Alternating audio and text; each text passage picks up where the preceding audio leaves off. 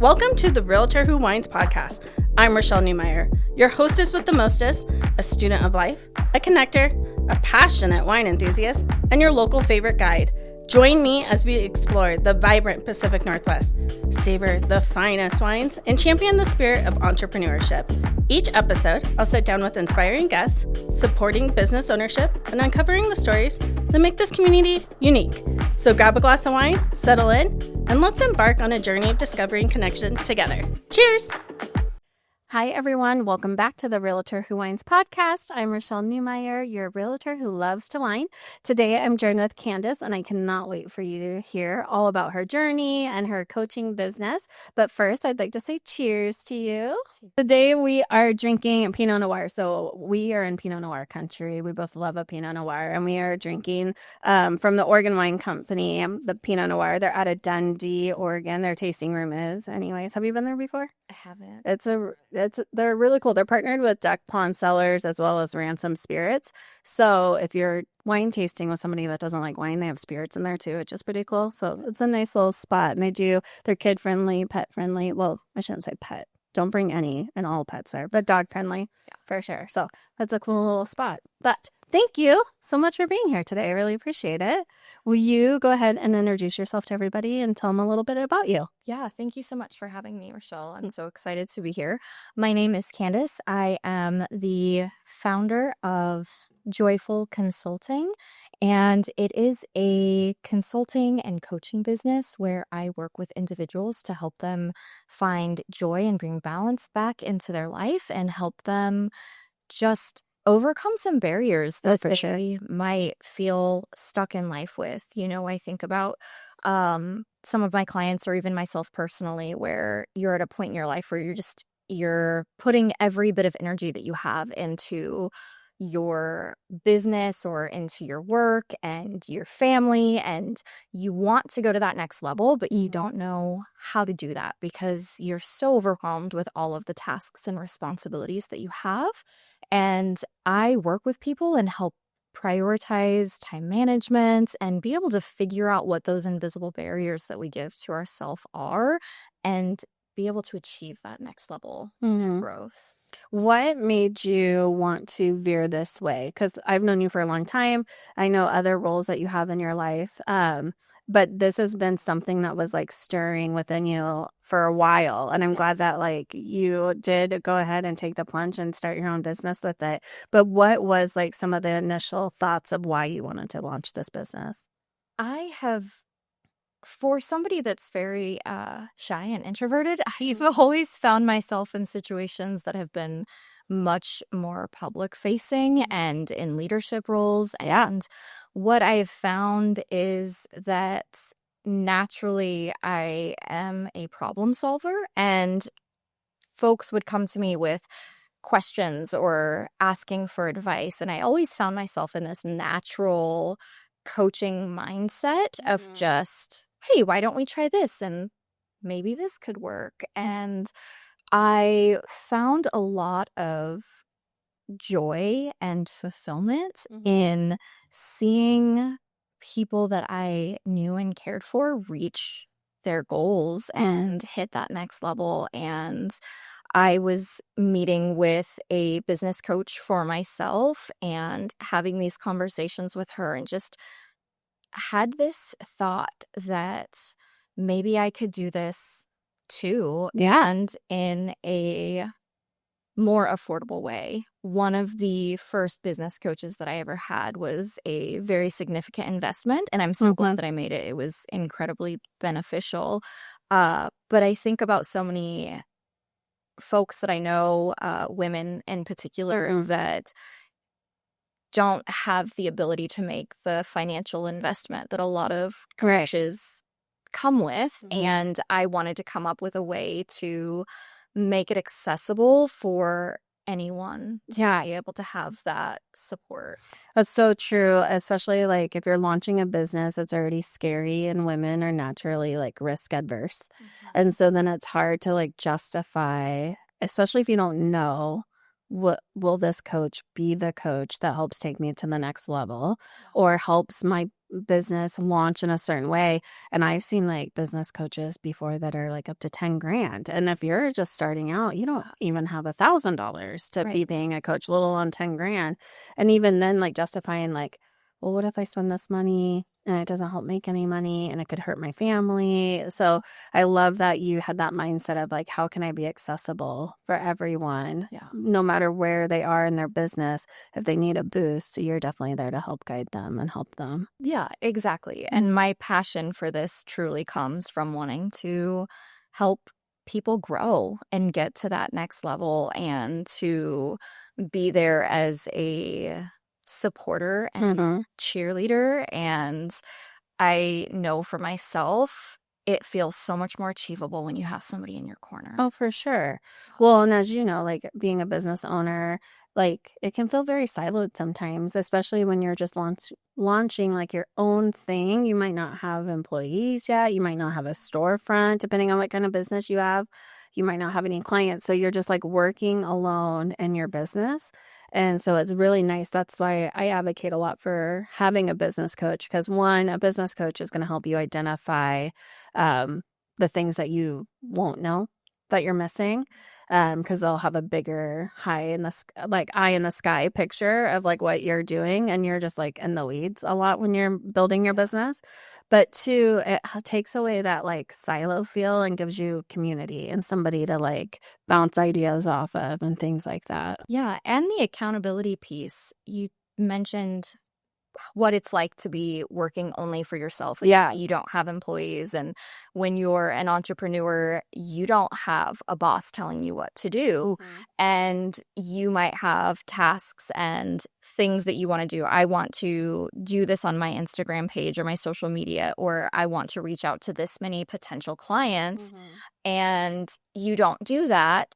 Really, the only person that you're letting down is yourself. Totally. But there's no accountability. But if you're meeting with somebody, you're meeting with that coach weekly, and you're saying, this is what I'm going to do, sometimes just knowing that somebody is going to ask you, hey, did you make those posts that you talked about? Did you reach out to those potential clients? Right. Is that motivation to help keep you in it when things feel really daunting and overwhelming. And it's nice to have that accountability to help keep you on track. Yeah, well, and sometimes too, depending again on like what kind of business you're launching, but like let's just take an artist for an example. Like if you're a painter, right? And you wanted to like actually start selling your paintings at like wineries or galleries and stuff, you might not even know how to do that. Like you're really great at painting and you're a beautiful artist, but like you don't know, how do I get to the level where I have my own gallery? How do I get to the level where I have a person that's taking my paintings to these different galleries or wineries, and so I can just do what I love, which is painting? But you have to like build your business in that direction. And that's why having someone like you in their life is so important, because you can help give them the stepping stones to get there. Otherwise, sometimes you're just like floundering. Like, well, I talked to 2 people and they said no, so I guess this isn't for me. But if somebody else was in their corner saying like, well, they said no because of this, and when you approached them, how did you approach them? Like, did you have a solid, like, I'd like to have my art here for 3 months. This is how you'd bring it up. This is how you'd let me know how to package it. Like, all that kind of stuff. Or did you just walk in and say, can I hang my paintings in here? Right. There's like a totally difference. But somebody like you would help like have a whole presentation on like what you would do when you walk into a gallery or something, you know? Exactly. And there's no harm in not knowing what you don't know. And how would you know? Like, we don't all just like wake up one day knowing all this stuff. Right. And truly, I think there's this idea that for a lot of self-made successful people that it was self-made. But the reality is that it's rarely by yourself. Oh, yeah. And having the right people with you, the right people that you can go to and call on for support and have this feedback, is a step that I think gets overlooked a lot. Totally. Because there's this idea that I should have been able to do this by myself. Or that you don't need that support, or that you're somehow failing because maybe, like, to your point, you're a great artist, but that doesn't mean that you're an expert in managing the business side of it, or or understanding marketing. marketing or QuickBooks or the accounting side. There's so many nuances Totally. to it. And that's where having the right people in your corner is so important. Absolutely. What is like some of the things that you have seen with your clients that has been like a common like limiting belief or a common thing that they didn't know? I work with primarily women, and one of the biggest, I would say, self-limiting beliefs that most women that I work with have is that they have to do it all and they have to be perfect while they're Oh gosh, yeah. doing it. And this belief that I can't achieve this goal until I am XYZ, fill in the blank with whatever it is, until I've reached a point that I feel successful enough to say, okay, now I can share what I'm doing. Now I can do this. When the reality is that you'll never reach that point if you don't take those primary steps first. Right. Yeah. How do people normally get in touch with you? Like, do they find you on Instagram, on your website? Like, what's a way that people normally, or is it by referral a lot of times? Yeah, right now it's referral based. I do have a website that just went live recently. I have my social media, my Instagram page, but for the most part, it's really just word of mouth from people that have worked with me, and then they share how it was impactful to them. Yeah. And when people reach out to you, do they meet with you more like on a weekly basis? Is it kind of, I'm assuming it's a la carte, like whatever they need. Yeah. But I think that's one thing that hesitates sometimes people from getting a coach is they're like, I don't have time. Which, how do you not have time to build your business? But you know what I mean? But some people worry like, well, I don't have an hour every week or I don't have this. So like, what do you normally do? I'm assuming you cater to the client. So it's a little bit broad question, but on average, like what's your normal relationship dynamic look like? I would say that for coaching to truly be impactful, it needs to be at least every other week. Weekly is preferred because that cadence of consistency is the most important aspect of it.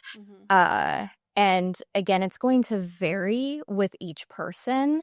I do have some larger packages if somebody wanted to get 6 months and say, let's do this for 6 months. I have that as an option, but truly, I think that it's going to be different for each person and what their totals are and what they're looking for. I would say a minimum of 6 to 8 weeks to really see impactful change and see results. And the first step is an initial consultation. I spend about 45 minutes to an hour, just kind of depending on the individual. Sure. I want to know them. What are their goals? Is this going to be helpful for you? What are you trying to reach? Right. For some people, they don't even know yet. They're just trying to figure out what are my goals. And so we help peel back those layers so we can find out what their goals are and put them into tangible steps, because it can be one thing to say, in 6 months, I'm going to have 500 followers on my Instagram. Right. It's a completely different thing to say, this is what I'm going to do each day that's going to build this. And so we're going to focus on what do we do every single day? What are the small steps that we can take to include this? And one of the biggest conversations that I have generally within the first or second meeting is time management and prioritizing. Yeah, that's a huge one for any business owner and entrepreneur, because you are wearing all the hats. That's really easy to get derailed on your schedule. Yeah. Like completely. I think the nice thing too about having a business coach guiding you is coaches will ask deeper questions. So like if you said to me, or I said to you, like, I want 500 subscribers by this month. Yeah. I was like, well, but why? Like, why 500? What do you think that's going to do for your business? like, because you can buy followers, you can buy subscribers. They're not going to buy from you though, right? That's just a number. So it's like, would you rather have like 100 quality subscribers of people that actually engage with your content, are interested in your business, interested in your services or your products, or random 500 potential bots? Right. Just to show like, oh, I got 500 subscribers. But coaches are the ones that'll actually give a little bit of that tough love, that'll like dig a little deeper and like, and what do you think that would provide for you? Like, it's one thing if you're like, well, if I had 500, then I think it would give me notoriety. Okay, well, how can we help you get that elsewhere? Right. And also in the meantime, because 500 is not going to happen overnight. Right. Right. Unless you get some random viral dance video or something, which like those are far and few between. So like, how do we help you get there step by step? And that's like kind of stuff that you help guide everybody with. Exactly. And it's about, again, quality over quantity. Totally. And that comes into play in so many different aspects. And a lot of folks will look at that as a numbers game. When I was in real estate, I used to always try to work backwards. Okay, this is what I want to make. So that means I have to talk to this many clients and I have to do this many touches, which means I have to do this, and you work backwards. And when you're thinking again, it's what is really the goal here? Is it really quantity that we're looking at? Is that what's going to be impactful? Is that sustainable?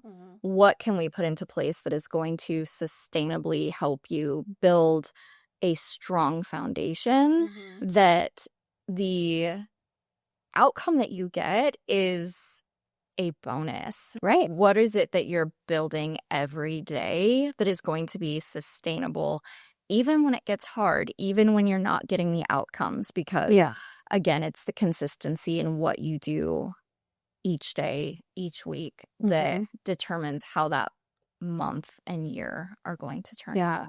I use the analogy a lot of like going to the gym, because everybody understands you. I wish you could walk into the gym and then walk out 30 minutes with the bod you want. Yes. Which you can after you've done it for months, right? But like if you're just starting out and you walk into the gym, you're not leaving with like your dream bod. You have to go back to the gym and you have to go back to the gym. And everybody understands that because we all get what it means to like get fit. But it's the same thing with like social media and marketing. Like you can't just post one time on Facebook and then be like, well, I got no orders, so Facebook doesn't work. And it's like, well, you only showed up one time. Facebook knows that, and the people know that, right? And then it's the same with building on your business. You can't just try one thing one time. So to your point, I like that you try to make sure clients really understand like they should really give you 3 to 6 months to truly see results, because like that same like going to the gym, like you're not really going to see results until like 3 months, right? And it's still only going to be like 5 pounds, or you're a little toner, or you're just in the habits now, right? A lot of it's habit developing, like the time management and stuff like that.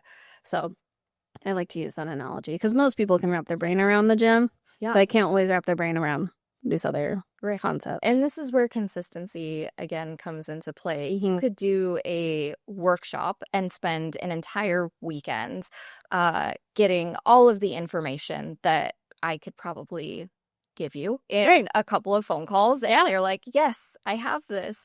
But the difference is you don't get the growth without the consistency. So my daughter plays very competitive softball. It takes up a lot of her time, which I love watching her thrive and succeed. Her growth comes from practicing every single day. Shorter practices, like, an hour and a half a day of dedicating to her growth was much more impactful for her than having a long weekend practice. Oh, for sure. It's that daily consistency or the weekly consistency. Again, it's those things that you do right now, not in the future, that make the biggest impact and the biggest momentum. Is truly the small steps that you don't want to take into account, because they'll give you the gratification. It doesn't give you the gratification to, okay, I ate my salad today. That was boring. But when you implement that every single day, eventually you'll get to that point where you're like, oh, okay, I do see the progress that I've made. Right.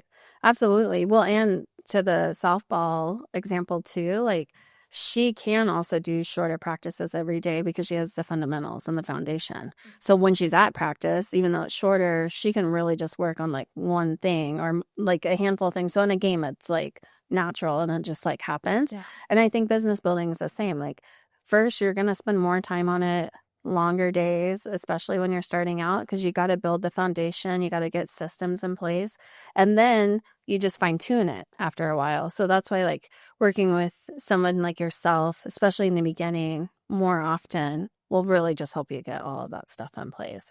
I know we've talked a lot about businesses just starting out, but do you have clients that have like, oh, I've already been in business 3 years, but now I'm ready to take myself to the next level? You want to talk about that and how that's a little bit different than fresh starts? Absolutely. I do work with clients that are much more established. And again, that is just to your kind of point that you mentioned, the fine tuning, right? It's the areas of, okay, what can I try that's going to get me to that next level? Or how do I bring more joy into my life? How do I find that balance?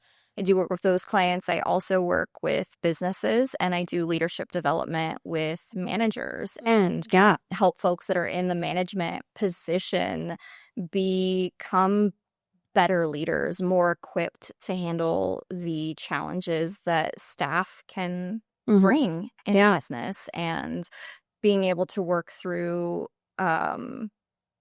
particularly challenging situations and being able to handle them with grace and looking at creative ways to engage your staff or engage your clients, or what is it that I want to do? Am I living a life that feels aligned with where I want to be?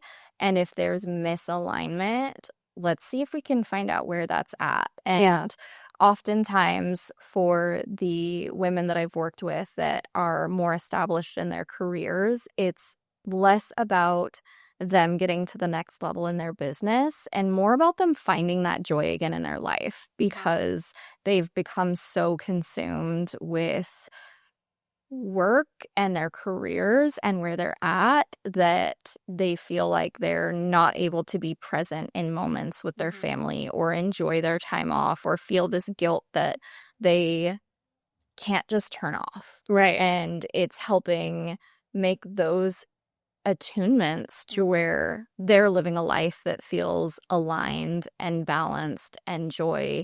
And that doesn't mean that I spend 40 hours at work, so I spend 40 hours at home having fun. Right. It's finding that alignment to, is what I'm doing truly in alignment with who I am? Yeah. Because if what you're doing for work isn't bringing you joy, you might want to consider something else. Oh, for sure. It's a significant investment of our time. And where does that put you? Where do you want to be? Well, and that's why you see a lot of people make transitions, like, because I really wish that like we all went to college in our 30s. Yeah. Because like I feel like in your 20s, you should just work a bunch of random jobs and like learn some skills, see like what you actually want to do. Because what I wanted to do when I was like in my 20s, going, or like my late teens, early 20s, going to college, I thought I was going to be a movie star, right? That's realistic. But, and also like, I wasn't actually wanting to do the steps it would take to truly be a movie star, right? Like I just enjoy theater and I enjoy entertaining people.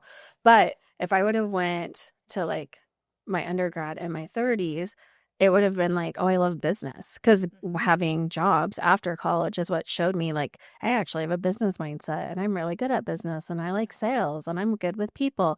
And now I wish, like, although I love my theater degree and I wouldn't say no to it again probably, but I wish I would have also incorporated way more business stuff and like not just like what I wanted to do when I was 19.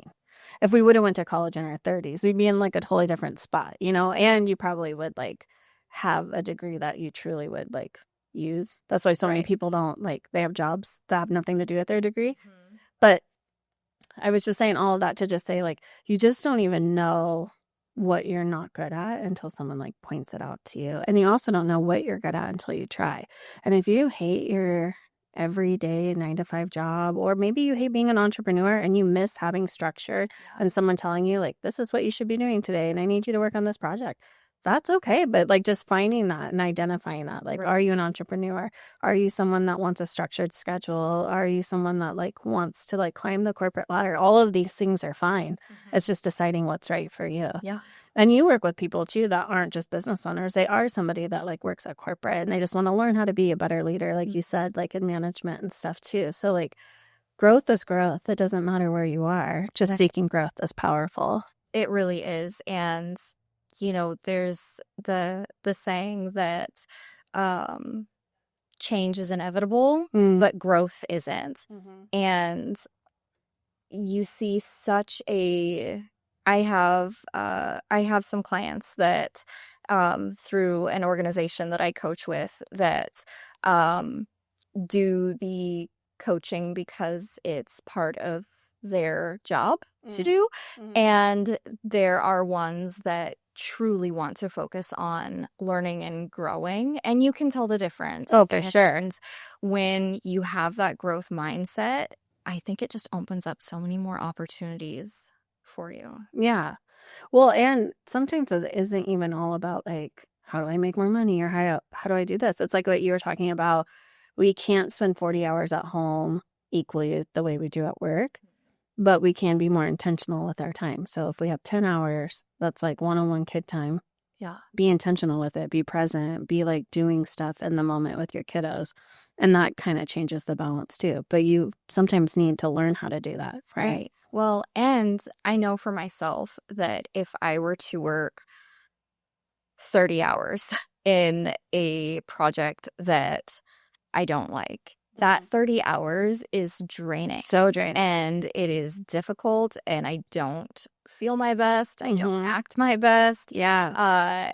And then I could spend 50 hours doing something that I am passionate about. And at the end of that time, I feel invigorated. I know my best self and am able to be more present in those moments, to be intentional, because I'm not using everything that I have to struggle through something that is not breeding joy and goodness and in alignment with where I want to go. Totally. And I think that's one of the biggest challenges that I actually see, where you get the feeling stuck. You get the like, I don't know what to do. I'm stuck here. I'm in this job because I have to be, and I have to pay my bills, and I have to do this. My kids like food.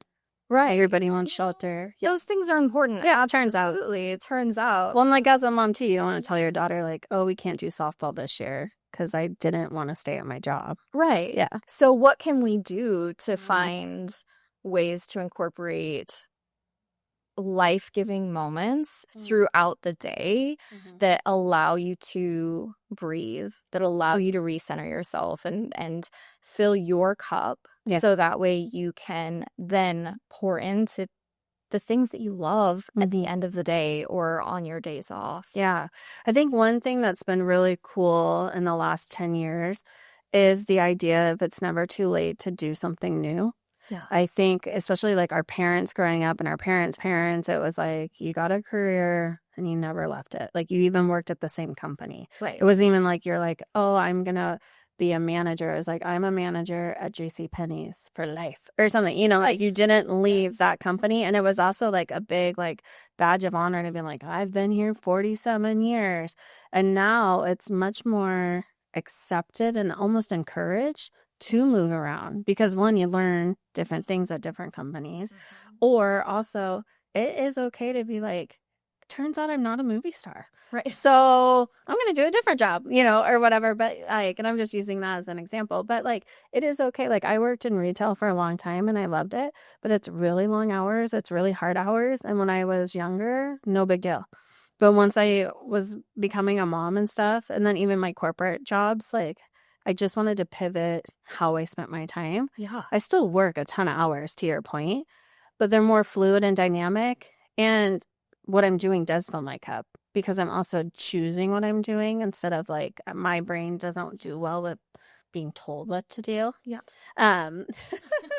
But yeah, so like it's just different. Like working 60 hours at my corporate job is not the same as doing 60 hours as like a realtor for me. No. It's just totally different. And it's finding that thing that is going to be that for you that still meets your needs, and it's never too late to do that. Or too early. Yeah. Right. There's the right time is now. Mm-hmm. Right. I think as soon as you identify, oh, this isn't for me, it's time to like start thinking about next. And your body knows. Yeah. Your gut, if you're feeling anxious, if you're dreading every day. That's when your alarm goes off and you're like, I have to go to work today. Yeah. Yeah. Totally different. And it's just like, there's people even in their like 60s that are pivoting and like starting businesses or doing something completely different. Or now, I mean, we're living longer too. So there's people that are retiring from their one job and then starting a whole new company because they're bored and they don't want to sit at home all day. Right. So like really you can do whatever you want to do. You just got to figure it out. Well, I told myself that because when I turned 40, I ran for the first time in my life. And now I'm preparing to run a half marathon. That's amazing. It's terrifying. Yeah, but amazing too. I'm training for it every day and getting stronger. And it was something that I never thought that I could do. And even this defiance of doing something that I had told myself my entire life, I'm not a runner. Right. If I'm running, check on me. I'm probably being chased. Something's wrong. And now I'm doing it on purpose. Yeah. And it just... I let so many excuses get in my head. Yeah. Turns out it is hard, but it's not impossible. No. Well, and it just starts, right, with maybe the first time you went running, it was for 10 minutes. Yeah. Right. The first half marathon I did, I always played sports. You played sports growing up. My mom never was like played sports or did anything. And randomly she was like, I'm training for a half marathon. And I was like, you are? And then so I went and watched her and I cheered her on and I was just like so proud of her, but also like I couldn't believe that she had done it. Like she's never been like the athletic person in our family. And then I thought, well, maybe I can do it. And then I made a joke that I would never run unless it was towards wine and food. Yeah. And she signed me up for a half marathon that was the Wine and Dine. And you ended at a wine and food festival. So she was like, joke's on you, lady. Yeah. So the first half marathon I trained for was, of course, a Disney run too. But it was at Epcot and it ended at the Wine and Food Festival. I love that. But I remember my first run because like I played even sports in college. So it was like, oh, I'm an athlete. Clearly not today. But I thought, I can do this, no problem. Yeah. I could not even run a mile. Yeah. Because one also, too, like, my brain is like, this is boring. I'm bored. Like, I'm not good at, like, shutting down. And so I remember the first time I completed a mile without stopping to walk or anything, I, like, cried. Because I was just, like, so, like, oh, my God, I freaking did it. And it's a mental accomplishment, too, because our bodies are capable of doing it. Totally. How many miles do you walk around Disneyland? Like, you care to go, right? Yeah, we always joke around, like, I'm not going to get 30,000 steps in unless it's at Disneyland, eating all the snacks. Right. Yeah. Exactly. Yeah. So we can. It's just so much in our mental state that we give ourselves barriers. Oh, we give ourselves excuses, and that fear of failure. Totally. We think that we're taking over control by saying we're not going to do this, or I can't do this, or there's all these excuses. Or we put a lot of weight on it. Like for me now, I've done so many half marathons now that like I could do a 5K even untrained, mentally totally fine. My body might hate me the next day, but my mind would be like 3 miles, no big deal. Because like I've done so many half marathons, but that's a whole mindset thing. Like before I ever did a half marathon, if you're like, let's go run 3 miles, I'm like, you're crazy. Yeah. Why would we do that? That sounds terrible. It does sound terrible, and it probably will be terrible, but I will feel very accomplished. Yeah. Well, but like now I love 5Ks. It's like a nice, fun, I'll sign up for a 5K all day, any day. I'm like, perfect. I'll sign you up. Let's go. Okay. I will go with you. Also, on the marathon running thing, the first time I did a half, in my mind, because of like growing up playing sports, being competitive, I thought if you don't run the whole thing, it doesn't count. Yeah. So it's like back to that perfection. And I did it and I ran the whole thing. I said, like, obviously I got water at the water stops or whatever. But otherwise, unless I'm not that coordinated. So like I actually do have to stop to drink the water. So like I would stop long enough to get the water and then I was like back at it. The second half marathon, I wanted to stay with my mom and she does run walk. Yeah. And so she'll like run for so long and then walk for so long and run for so long. And I was just like, ugh, that's not like really doing it. Well, then I did that with her. My body loved it because it's a lot easier on your body. But then when I was running, I was actually running faster because I was like recouped. Yeah. So it's just, again, shifting that mindset. So like now I'm like, oh, run, walk, best. Do that all day, every day. Right. Like, who am I trying to? I'm 43. I don't need to. Like, I'm not getting a medal at the end of this. Okay, I'm running for the hot dogs at the end or whatever. Absolutely. Yeah, like I'm not trying to like be an Olympian here, but I think that is, again, that mindset shift. Like, it doesn't have to be perfect. How you get there, it doesn't matter. It's like, how are you getting there? Like, are you getting there? Are you having movement? Yeah, that's the accomplishment. Right. It's that you set out to accomplish something and you did it. And I think that can just tie into so many aspects of our life, from how we engage with our clients, how we engage in business, how we engage with our loved ones, and just how we show up in the world. Well, and in your own like self-talk. Like now, again, if we're using the running analogy, like I said, like if someone's like, oh, let's do a 5K, my brain isn't like, you can't do that. That's way too far. You're going to go 3 miles. My brain's like, oh, easy. We've done that, been there, done that. And that's the same with business. If someone was like, oh, you should open a brick and mortar and you haven't yet, you might be like, I can't do that. I can't go there. But if you do keep doing the movements and you do finish certain projects, your brain is going to start also cheering you on, even when you're not trying to make it cheer you on. If that makes build sense. that resilience. Yeah. Yeah. And that confidence level too of the internal monologue. Because sometimes our internal monologue is like super harsh. Yeah. I have to drown it out with a lot of Brene Brown. Totally. This hit me a few years ago that like if someone like you, for example, if what I said to myself, I heard someone say to you out loud, I would go crazy. I'd be like, what did you just say to her? Don't you dare talk about Candace that way. Like I would get so mad. But we talk about ourselves like that to ourselves.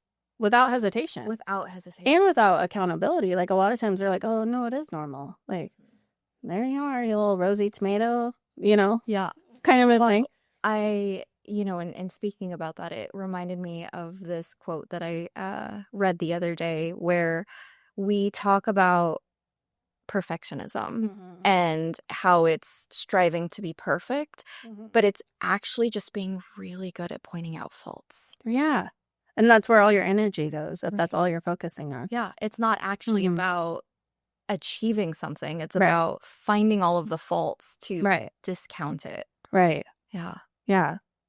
That's such a, like, just those little tidbits too. It just like totally changes your mindset and focusing on that. So I do that now when I'm like in the mirror, like, ooh, there's a little bit more chins there than I'd like. I always just like, stop it, get over it. Like I'll even say that out loud. Like, don't talk to her like that. Like if I'm looking in the mirror, which might make me sound crazy, but at the same time, it does help like switch my negative energy into positive energy like right away. It works. Have you seen the woman that talked about how she named her brain?